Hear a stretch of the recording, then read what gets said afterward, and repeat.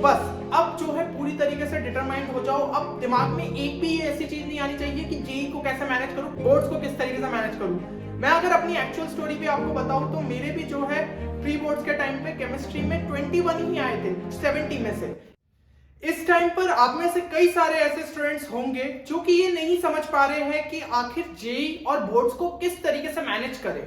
क्योंकि देखिए अब आपका जो है अभी बोर्ड्स के प्रैक्टिकल रहेंगे, देन आपके जो है प्री बोर्ड एग्जाम्स रहेगी, फिर आपकी बोर्ड की एग्जाम्स रहेगी, देन जेई मेंस के दोनों अटेम्प्ट, और अगर दूसरे स्टूडेंट्स जो है मतलब कुछ स्टेट एग्जाम्स या बिट सेट एग्जाम भी देने वाले, तो कुल मिला के यार आपके पास आगे जो है बहुत सारी चीजें हैं और इन सबको मैनेज करना स्टूडेंट्स के लिए मुश्किल हो जाता है। तो इस वीडियो को एंड तक देखिएगा और इससे जो है आपको एक क्लियर माइंडसेट मिल जाएगा कि आपको किस तरीके से चीजों को मैनेज करना है, और यहाँ पे जो है आप जेई मेंस में भी एक अच्छे परसेंटाइल ला पाएंगे, साथ ही साथ जो है बोर्ड्स में भी आपके एक बढ़िया परसेंटेज आ सकते हैं। सबसे पहली और मोस्ट इंपॉर्टेंट चीज क्या है, वो है कि यार आप लोगों को जो है पॉजिटिव माइंडसेट रखना होगा। पॉजिटिव माइंडसेट क्यों? क्योंकि देखिए आप में से कई सारे स्टूडेंट्स ऐसे होंगे जिनको ये लगता है कि यार हमें जेई का भी पढ़ना है, हमें बोर्ड्स का भी पढ़ना है, हम कैसे मैनेज करेंगे। तो यार ये कोई आपके लिए कोई नई प्रॉब्लम थोड़ी है। आपसे पहले भी कई बैचेस ने दोनों ही जेई और बोर्ड्स को मैनेज किया है और इस साल भी जो है लाखों बच्चे इस चीज को मैनेज करेंगे, तो आप इकलौते नहीं है। तो सबसे पहले तो इस चीज को दिमाग से निकाल दीजिए कि यार ये कोई आप पे एक्स्ट्रा वर्कलोड डाला जा रहा है। हमें जो है 11th एंड 12th की हमारी जो जर्नी है ये उसी का पार्ट है और दोनों ही एग्जाम्स को हमें क्रैक अच्छे तरीके से करना होगा। कुछ फ्रेशर्स को ये लगता है कि यार ड्रॉपर्स के तो है जो है इस बार क्लास 12 का प्रेशर ही नहीं रहेगा, तो वो और अच्छा जो है जेई मेंस में कर लेंगे एंड जेई एडवांस में कर लेंगे। लेकिन एक चीज मत भूलिए कि हर साल का अगर आप जो है पैटर्न देखें तो ज्यादातर टॉपर्स हमारे जो है फ्रेशर्स ही होते हैं। ठीक है, तो अगर आपने जो है दोनों चीजों को अच्छे से मैनेज किया तो दोनों ही एग्जाम्स में आप एक बढ़िया स्कोर ला पाएंगे। देन नेक्स्ट चीज हो जाती है आपकी प्रायोरिटी, कि आप जेई को ज्यादा प्रायोरिटी देना चाहते हैं या फिर बोर्ड्स को। देखिए आपके जो है बोर्ड्स के मार्क्स मैटर करते हैं, लेकिन बोर्ड से आपको किसी कॉलेज में जो है एडमिशन नहीं मिलेगा। डीयू का केस अलग हो गया, लेकिन उसके लिए भी काफी हाई परसेंटेज चाहिए होते हैं। तो उसके अलावा अगर हम देखें तो आपको जेई मेंस और जेई एडवांस के थ्रू ही आपके ड्रीम कॉलेजेस में जो है एडमिशन मिल सकता है, जो कि आपके आईआईटीज हो गए, एनआईटीज हो गए, ट्रिपल आईटीज हो गए। तो इसके लिए आपको जेई मेंस में एक अच्छा स्कोर लाना होगा। अब अगर आपकी प्रायोरिटी आपके सामने क्लियर है कि आपको जेई को ज्यादा प्रायोरिटी देनी है, तो जो आप दिन में जितने भी नंबर ऑफ स्टडी आवर्स पढ़ रहे हैं उसका अलोकेशन भी जो है एग्जाम के हिसाब से ही देना होगा। तो अभी देखिए आपके पास अगर हम एक चीज यहाँ पे क्लियर रखें कि जेई मेंस का जो फर्स्ट अटेम्प्ट है उसको एक्सपेक्ट कर लेते हैं कि शायद वो जो है जन में आपका कंडक्ट हो जाता है। ये हम वर्स्ट केस सिनेरियो मान के चल रहे हैं। हो सकता है कि एग्जाम थोड़ा सा डिले हो जाए, अप्रैल में भी हो, लेकिन आपको सिलेबस इस हिसाब से ही कंप्लीट कर लेना है कि जन में ही आपकी एग्जाम है। और बोर्ड्स का तो ऑलरेडी डेट आउट है कि भाई Feb 15 से जो है आपकी एग्जाम स्टार्ट रहेगी। तो यहाँ पे हमारे पास टोटल हम बोल सकते हैं कि नवंबर, दिसंबर, जनवरी एंड फरवरी का जो है ये टाइम है आपके पास। तो नवंबर और दिसंबर में आपको क्या करना है कि यहाँ पे जो है आप 70% टाइम आपका जेई के लिए दीजिए और 30% जो टाइम है वो आप अपने बोर्ड्स को दीजिए। तो इससे क्या रहेगा, आपका जो है एग्जाम्स के लेकर जो है फ्लो भी नहीं बिगड़ेगा और दोनों की प्रिपरेशन आपकी होते रहेगी। देन नेक्स्ट फिर आपका जो है जन में आप ये कर सकते हैं कि जन और फेब 15 तक आप ये चीज कर सकते हैं कि दोनों को जो है 50-50% टाइम अलोकेट कर रहे हैं। ठीक है, नंबर ऑफ स्टडी आवर्स भी धीमे धीमे बढ़ाते जाइएगा, क्योंकि एग्जाम पास होगी तो अपने आप यार आप में भी थोड़ा डर भी बढ़ेगा, जोश भी बढ़ेगा। तो ये सब चीजें मिला के आपको नंबर ऑफ सिटिंग आवर्स भी आपके बढ़ जाएंगे। तो ये स्ट्रेटेजी अगर आप फॉलो करते हैं तो आपकी जेई की तैयारी भी बराबर तरीके से चलेगी एंड बोर्ड्स की तैयारी भी जो है बढ़िया तरीके से होती रहेगी। नेक्स्ट थिंग इज कि स्टूडेंट्स या प्री बोर्ड्स और प्रैक्टिकल्स को लेकर जो है काफी ज्यादा टेंस्ड रहते हैं। तो देखिए एक चीज को आपको समझना होगा कि जो आपके प्रैक्टिकल्स रहते हैं, आपको ये टारगेट नहीं करना है कि मुझे हर एक्सपेरिमेंट में जो है 10 आउट ऑफ 10 चाहिए। आप जो है उसके लिए अपनी प्रैक्टिकल फाइल को बहुत अच्छे तरीके से सजा रहे हैं, अच्छे तरीके से कंप्लीट कर रहे हैं। यार स्कूल्स वाले भी जो है इन चीजों को समझते हैं और अगर आपके जो है आपके टीचर्स के साथ बॉन्डिंग अच्छी है तो आपको मार्क्स अच्छे मिल जाएंगे। ज्यादा उस पर जो है एफर्ट्स मत डालिए। ठीक है, ये चीज को आपको समझना है। थोड़े बहुत प्रैक्टिकल्स के लिए यार स्कूल वाले भी उन चीजों को संभाल लेते हैं। और रही बात प्री बोर्ड्स की, तो प्री बोर्ड्स क्या होता है कि आपको बोर्ड से पहले एक बार अच्छे तरीके से तैयारी हो जाए। तो ऐसा नहीं है कि प्री बोर्ड्स के टाइम पे ही हम बहुत अच्छे से मतलब 2 महीने पहले लग गए कि बस अब बोर्ड्स ही है हमारे एक्चुअल और हमें उस तरीके से पढ़ना है। ये सब चीजें मत करिए। मैं अगर अपनी एक्चुअल स्टोरी भी आपको बताऊं तो मेरे भी जो है प्री बोर्ड्स के टाइम पे केमिस्ट्री में 21 ही आए थे 70 में से, लेकिन अगर जो है मेन मैं बोर्ड्स के मार्क्स की बात करूं तो तब जो है वो 95 थे। तो यहाँ पे आप समझ सकते हैं कि प्री बोर्ड्स को जो है कोई भी सीरियसली नहीं रहता है, लेकिन ये रहता है कि प्री बोर्ड्स की मदद से जो है आपका बोर्ड्स का सिलेबस थोड़ा बहुत कंप्लीट हो जाता है और लास्ट टाइम पे आपके पास उतना ज्यादा बर्डन नहीं बचेगा, तो फिर जो है आप बोर्ड्स के लिए और अच्छे से तैयारी कर पाएंगे।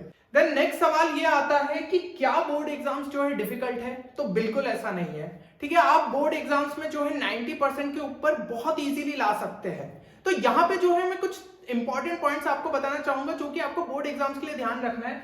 सबसे पहले तो यार प्रीवियस ईयर पेपर्स, कम से कम पिछले 5 सालों के पेपर्स आप अच्छे तरीके से लगा के जाइए। कई बार तो ये होता है कि क्वेश्चन आपका डायरेक्टली रिपीट हो जाता है या फिर जो है आपकी वैल्यूज को चेंज करके जो है उसी टाइप का क्वेश्चन आपसे पूछ लिया जाता है। तो ये 5 साल के पेपर आपके लिए बहुत ज्यादा जो है यूजफुल रहेंगे।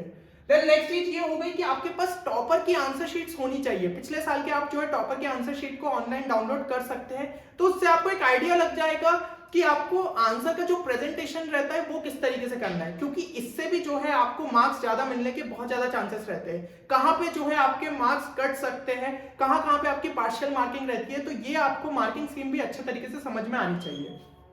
एंड लास्ट पॉइंट इज कि इंग्लिश और ऑप्शनल के लिए जो है आप थोड़ा एक्स्ट्रा फोकस करें, क्योंकि ये होता है कि यार फिजिक्स केमिस्ट्री मैथ्स तो आप जो है कोचिंग में पढ़ लेते हैं या फिर जेई की मदद से जो है आपका होता जाता है, लेकिन इंग्लिश और ऑप्शनल लास्ट के लिए छूट जाता है और कई बार इसकी वजह से स्टूडेंट्स के इनमें मार्क्स कम रह जाते हैं और जिसकी वजह से आपके बोर्ड्स के मार्क्स गिर जाते हैं। तो इन पे भी जो है आप उतना ही फोकस रखिए, ठीक है। तो अगर आप इन चीजों का ध्यान रखते हैं तो यार बोर्ड्स में 90% के ऊपर तो आप बहुत इजीली ला सकते हो और थोड़ा सा एक्स्ट्रा एफर्ट्स डाल लिया तो 95% के ऊपर भी पहुंच जाओगे। फाइनली हम जो है लास्ट पॉइंट पे आते हैं। लास्ट पॉइंट है कि यार आपका जेई और बोर्ड्स दोनों के अंदर ही कॉमन सिलेबस रहेगा। अब ऐसा तो नहीं है जो चीज आप बोर्ड्स के लिए पढ़ रहे हो वो आपके जेई में यूजफुल नहीं रहेगा, क्योंकि देखिए क्लास 12 का जो है आपका सिलेबस रहेगा जो कि बोर्ड्स में पूछा जाएगा और वही क्लास 12 का जो पोर्शन है वो आपका जेई में आएगा। बस फर्क हो जाता है तो वो है लेवल ऑफ डिफिकल्टी का। बोर्ड्स का जो है लेवल कम रहता है और जेई का जो है हायर साइड पे रहता है। तो यहाँ पे जो है आपको थोड़ा सा स्मार्टनेस दिखाना होगा कि देखिए एनसीईआरटी केमिस्ट्री तो जो आप पढ़ रहे हो वो आपको दोनों ही साइड पे बहुत ज्यादा काम आने वाली है। ये चीज मैं आपको पहले भी बता चुका हूँ कि जेईई मेंस में आपके ज्यादातर क्वेश्चन एनसीईआरटी बेस्ड रहते हैं और एनसीईआरटी केमिस्ट्री को जब आप बोर्ड्स के टाइम पे पढ़ रहे हो तो इस तरीके से पढ़ो कि भाई आपका बोर्ड्स में भी कहीं नंबर नहीं कटे और जेईई मेंस में भी अगर क्वेश्चन पूछ लिए जाते तो उसमें भी नंबर नहीं कटे। देन आरटी शर्मा जो मैथ्स है ज्यादातर स्टूडेंट बोर्ड्स के लिए भी प्रेफर करते हैं, तो यहाँ पे जो है आपके अगर मैथ्स में जो इजी क्वेश्चन आपको जेईई में देखने को मिल जाते हैं ना वो आरटी शर्मा के टाइप के ही आते हैं। तो ये जो है बुक को अच्छे तरीके से आप सॉल्व करो, बोर्ड्स के लिए भी तैयारी होती रहेगी, जेईई के लिए भी तैयारी होगी। एंड बात करें अगर हम जो है एनसीईआरटी फिजिक्स की, तो एनसीईआरटी फिजिक्स के जो आपके थ्योरेटिकल चैप्टर्स हो जाते हैं या फिर आप कह सकते हैं आखिरी वाले चैप्टर्स, आपका मॉडर्न फिजिक्स हो गया, आपका सेमीकंडक्टर हो गया, आपका कम्युनिकेशन सिस्टम हो गया, तो ये जो है ज्यादातर वो लोग एनसीईआरटी से बाहर नहीं पूछते, ठीक है। तो इजी क्वेश्चन हमें जो है देखने को मिलते हैं और आपके स्कोरिंग चैप्टर्स हो जाते हैं। एंड मॉडर्न फिजिक्स का तो वेटेज भी बहुत बढ़िया है और पिछले सालों में ये चीज देखी गई है कि सेमीकंडक्टर एंड कम्युनिकेशन सिस्टम से भी कई क्वेश्चंस जो है आ रहे हैं। तो इन चैप्टर्स को आप जब एनसीईआरटी से बहुत अच्छे से तैयार कर लोगे तो बोर्ड्स के लिए भी क्लियर हो गए, आपके जेईई के लिए भी क्लियर हो गए। तो ये चीज का ध्यान रखिए कि सिलेबस कॉमन है, ऐसा नहीं है कि बोर्ड्स के लिए कुछ अलग पढ़ना है और जेईई के लिए अलग पढ़ना है। अब बोर्ड्स के लिए कुछ इंपॉर्टेंट चीजें ये कि यार डेरिवेशन सारे अच्छे से कर लेना, ठीक है, स्पेशली फिजिक्स में।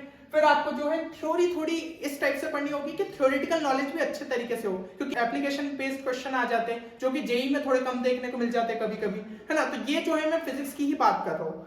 फिर तीसरी चीज हो गई आपकी कि न्यूमेरिकल्स पे बहुत अच्छे से फोकस कर लेना, तो ये जो है फिजिक्स के लिए आपको बहुत अच्छे से ध्यान रखना है। केमिस्ट्री में तो जैसा बोला एनसीईआरटी केमिस्ट्री को बहुत अच्छे से पूरी तरीके से ही पढ़ना है और मैथ्स के लिए अगर आप आरडी शर्मा से प्रॉब्लम्स अच्छे से प्रैक्टिस करते हैं तो उसी टाइप के आपको रिपीट होते हुए देखने को मिलते हैं। तो अगर आप जो है इन सारे पॉइंट्स का ध्यान रखते हैं तो डेफिनेटली यार आपके जेईई में भी एक बढ़िया परसेंटाइल आ सकते हैं 98 99 तक, एंड आपके जो है बोर्ड्स में भी 95% आप जो है इजीली टच कर सकते हो। तो बस अब जो है पूरी तरीके से डिटरमाइंड हो जाओ। अब दिमाग में एक भी ऐसी चीज नहीं आनी चाहिए कि जेईई को कैसे मैनेज करूं, बोर्ड्स को किस तरीके से मैनेज करूं।